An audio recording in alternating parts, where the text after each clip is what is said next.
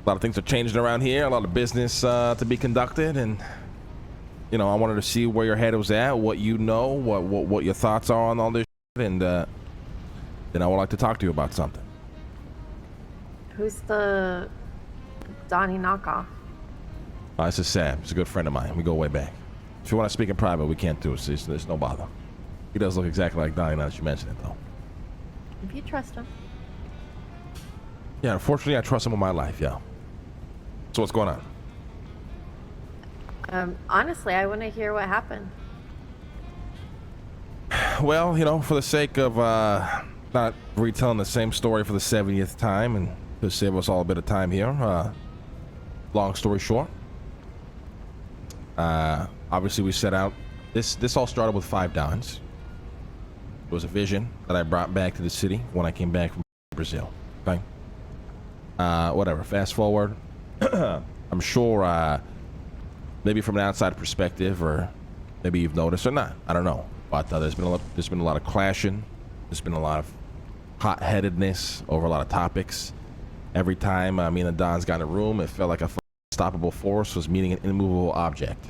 It was very hard to progress, and the trickle-down effect of that, or at least that's how I feel, was the darkness that Cypress spiraled into. A lot of hesitations on decisions, a lot of decisions being made, and certain Dons apparently not feeling too comfortable about it. This, that, and the third. I was leading a lot, and a lot of people were taking credit for the good times, but when the bad times started to happen, it felt like a lot of the blame and the look was being pushed towards me. So things essentially boiled down to a situation last week where in this moment I realized that the joint leadership isn't going to work any longer. And if I'm going to, take credit for the leadership, but also take blame and whatnot, I'd rather do it on my own. Do it knowing that, whatever I got to make, I'm going to stand on. I got nobody to feel sorry for. I got nobody that's going to try to hide behind the decision and put it on me. And I'm not trying to talk here, but obviously I heard about the big-ass meeting they had over, on Friday, and they tried to tell the entire crew that all debts and all this shit were my fault. I don't give a but they were doing that, but it showed to me, how I felt. With that being said, I don't know if you were around at this point, but long ago when we first started Cypress, there was a plan with Jack Killerman and the Lumber Union. And this plan was to essentially split Cypress into 2, because at the time we were very small and there was a lot of territory to control. So we decided to bring in a third party that we could trust, and they would run the north and we would run the south. Now this plan had a falling out when Jack Killerman disappeared. And in this moment I thought about that plan, and I thought to myself, that plan was a very good plan. It's something that I really wanted to do, and maybe it didn't happen for a certain reason, and maybe this is the reason. So I cooled off. Spoke to the Dons the very next day. Essentially told them the plan. I'm moving up north. Cypress will be split into 2. Your leadership will control the south. My leadership will control the north. Before I could even really finish how it's going to work, they saw red. They got very angry. I pleaded to them, listen, the only way for this to work is for us to still somewhat work together, and for you guys to allow me to do this, because whether you like it or not, it's happening. That's when they had the big meeting. They started crashing out, calling me a treasonous, whatever. It's fine. I don't give a fuck. Time goes by. We meet up. We discuss again. They're cooler heads prevail and shit. I pretty much run down how it's going to work. I'm going to move up north. Operations like weed, chop, moonshine, shit like that, businesses, whatever, will be things that are within north of Cypress. Southern Cypress has no business in partaking. But there will be things that we also obviously have to collab on, right? If a war comes down into Cypress, we're going to have to communicate and work together. If there's a cargo ship on shores, instead of us sitting 2 crews out there going to shoot each other, we send 1 crew that works together, and we split, the equipment, whatever the fuck comes back in evenly. The idea is they're free to lead how they wish down there, and I'm free to lead how I wish up here. We don't have to clash no more, and then maybe, all of Cyprus can see prosperity on both ends. Long story short, they have agreed. We've set out all these terms. My people up here are going to respect the Dons down there, vice versa. The Dons aren't going to come over here and tell, my people what to do, vice versa, but there will still be that sense of respect.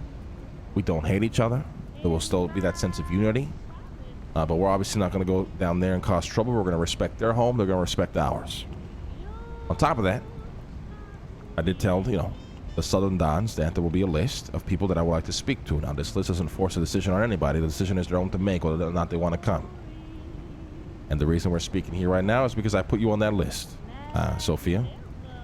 At the end of the day, you choose to do what you want to do. I'm not here to force you or convince you of anything. I'm here to simply say my piece, and you can take whatever time you need to figure it out. And who knows? Maybe you already made up your mind and you don't want to come. I'm not going to take it personal. There's no sweat off my back. This is strictly business. But the reason I picked you is obviously I was the one who recommended you buy in.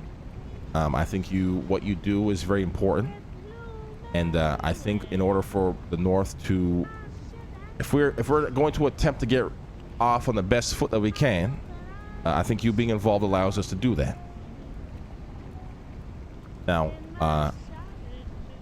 with that being said, if you so choose to accept or whatever the fuck, it means leaving everything behind.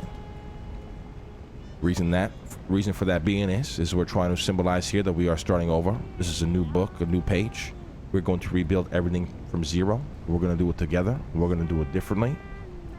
And, it's a bit exciting to kind of be able to kind of do these things.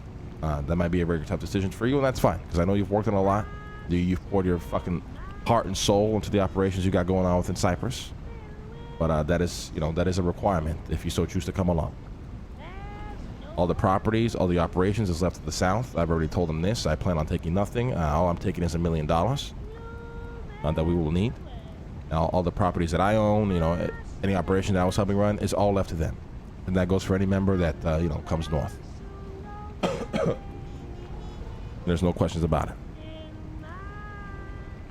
And that's pretty much it, really. And once I speak to everybody on this list, we'll probably meet again here very shortly, and I will kind of go over the entire plan, get into a bit of the dirty details, but at the same time, there's a lot to figure out, and we'll figure out as we go along.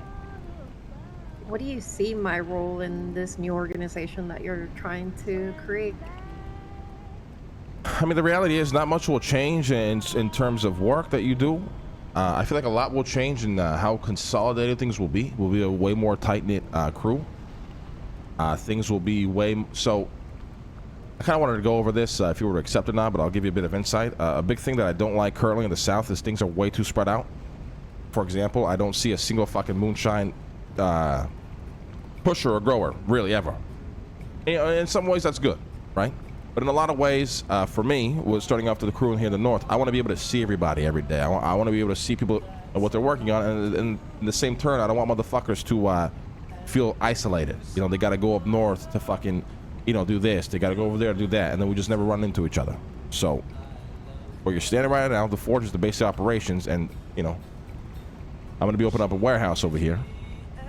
And we are going to be putting everything in this warehouse. Now, that might sound fucking reckless and dangerous, but I hope that the people that do join understand why I'm doing this and just trust it. And if it works, it works. And if it doesn't, it doesn't.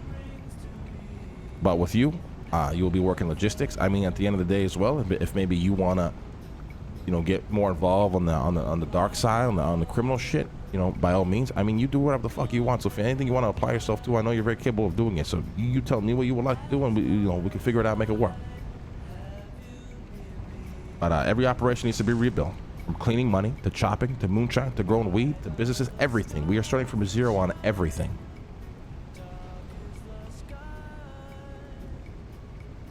I guess I struggle to see why you would choose myself over, let's say, someone like Gigi.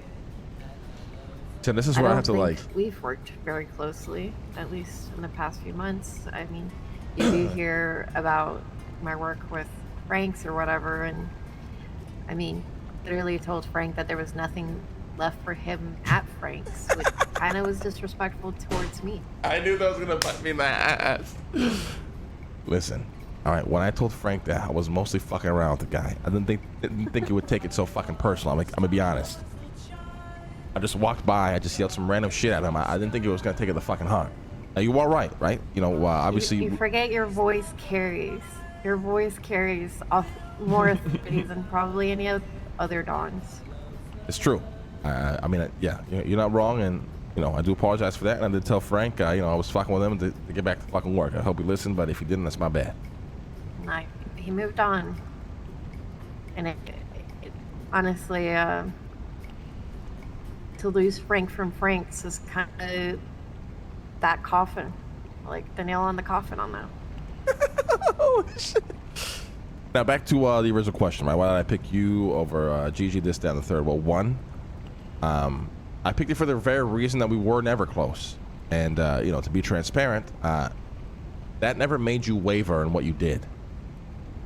One thing that I hate about a lot of people is if they join, people tend to join something for a certain reason, and if they're not around that certain reason, they don't do anything, and then they build resentment, if that makes sense.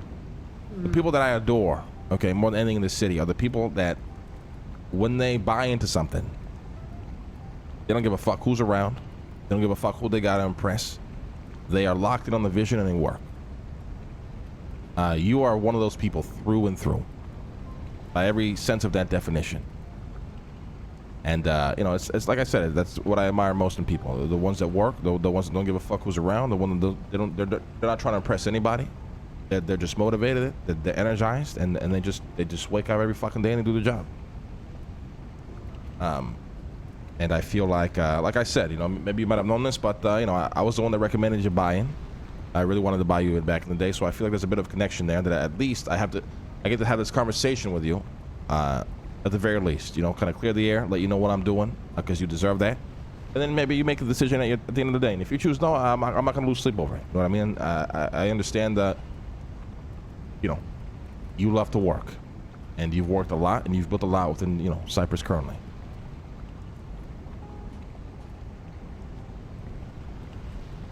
Yeah, but I'm also a builder.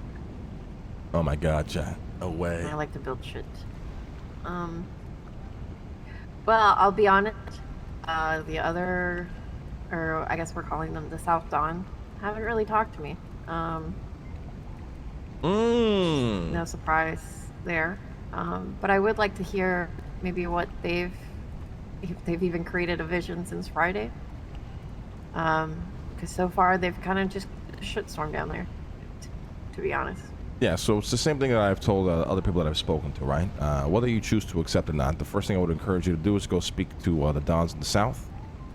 And if you decide to come, they're already aware that you are on the list. They're already aware that this conversation is happening. They're not aware of your decision, but you know, they are owed at least what you want to do. You know what your decision will be. And you know, if you don't have to decide right now, if you want to go speak to them first, by all means, and then you just give me a call and we can move forward. And again, Sofia, I don't want you to feel any sort of pressure. You are built to survive. No matter what climate you're in, no matter what situation you're in, you're always going to be there, and I know it. And if that means in the South, so be it. And if that means in the North, so be it. Don't feel any pressure into what you're doing. The South needs you just as much as we will need you up here. Good shit. I don't have any questions to that. I appreciate the conversation, Mr. Lang. Of course. Give me a call, all right? Will do. All right,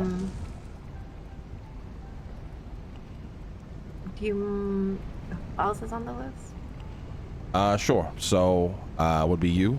We've spoken to Leah, and then I will be speaking to Martin, Larry, Bubbles, and CJ. And that's pretty much it. And obviously Sab here, who's already in. I see. Oh, and Skipper. 4 for Leah, myself. Correct. Okay. All right. Give me a call when you made a decision, all right? Well, thank you, Mr. Lang. No problem. Thank you for all you've done for everybody. That is very interesting. That's very fucking interesting. You heard what she said there?